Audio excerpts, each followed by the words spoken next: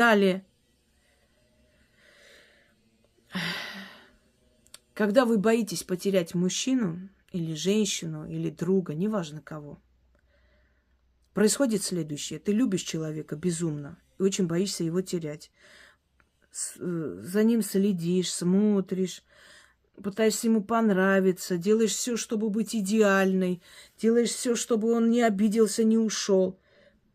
Происходит следующее. Утекает вся твоя энергия к этому человеку. Ты его любишь, опустошаешься, отдаешь свою жизнь, свою молодость. Он становится холеным, он становится весь из себя и перестает тебя любить, потому что он забирает твою энергию, и эта энергия блокирует в нем эту любовь к тебе. Ты полностью перекачала свою энергию, вот как паук высасывает муху и оставляет вот эту вот сухую оболочку. У тебя происходит то же самое. Ты растворяешься в этом человеке, а потом он смотрит на тебя, на старую, уставшую, на обессиленную женщину и говорит: а что я такой красавец-мужик делаю с этой бабкой? Пойду-ка я найду себе молодую. У меня столько сил, у меня тестостерон, у меня там сексуальность выше крыши. Я молода. Нахрена она вот этот вот чайник с золотыми зубами мне нужна? Ушел. И что получается? И начинают писать мне женщины за 50 лет, ближе к 60 лет. Всю жизнь воспитывала детей, работала, все делала, все на него переписывала, все права ему в руки отдала. А сейчас я никто, звать никак. Он меня выкинул на улицу, карьеру я не построила, нигде я не училась, своих денег у меня нету. Что мне делать?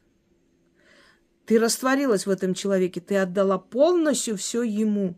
Ты боялась его потерять и была готова на все.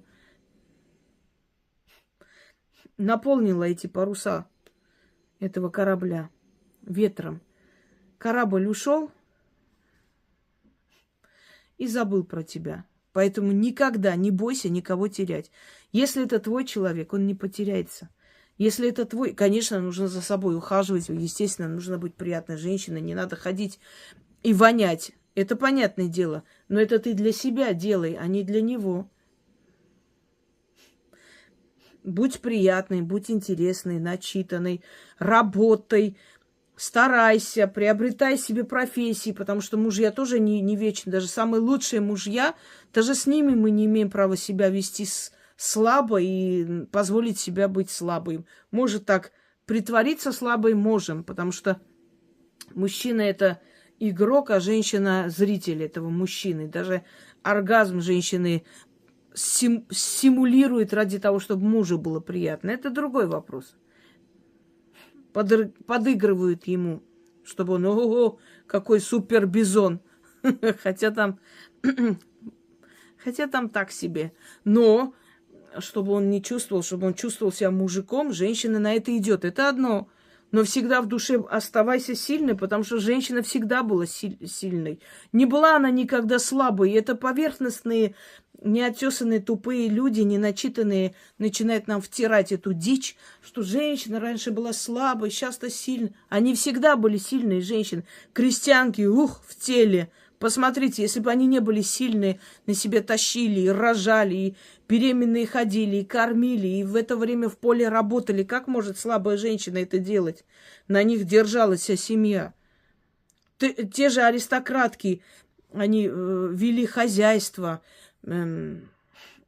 своих крепостных. Это все надо было контролировать, дочерей выдать замуж, сыновей женить на достойных женщинах, все это отследить. На них тоже держалось все. Женщины-купчихи, которые вели дело своих усопших мужей или отцов.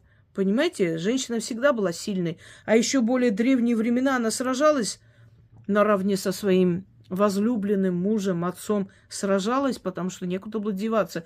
Мужчины уходили в поход, крепость, хозяйство, города, оставались женщинам. Женщины правили.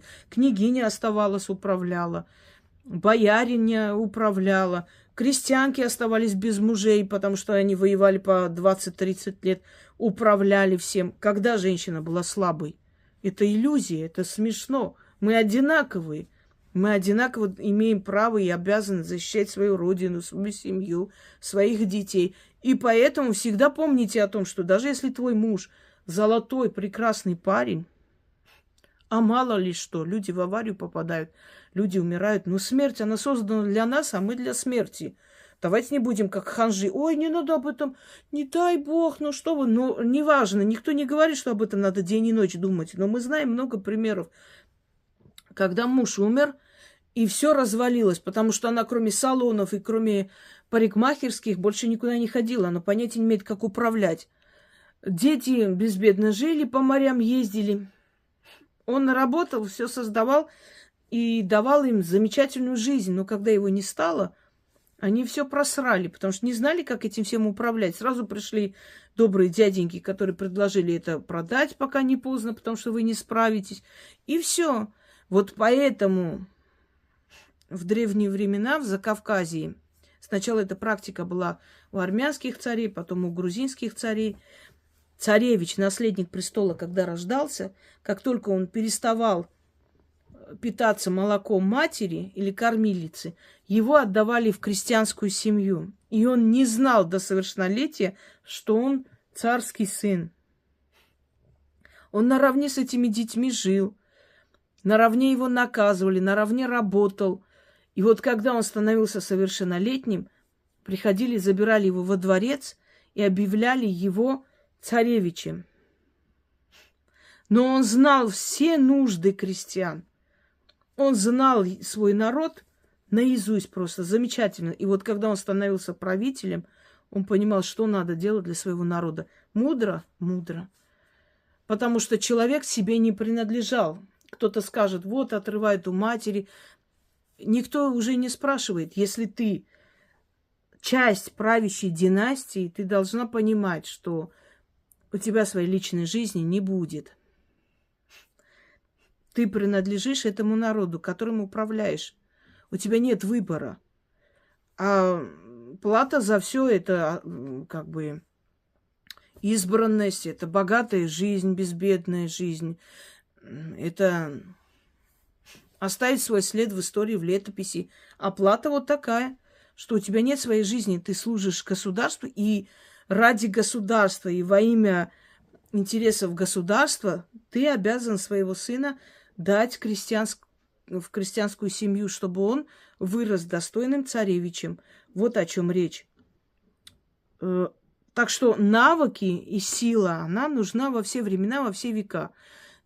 Уважаемые, в основном дорогие женщины, не бойтесь кого-либо потерять. Если это ваш человек, он никуда не денется. И ради этого не стоит раствориться в его личности, и ради этого не стоит все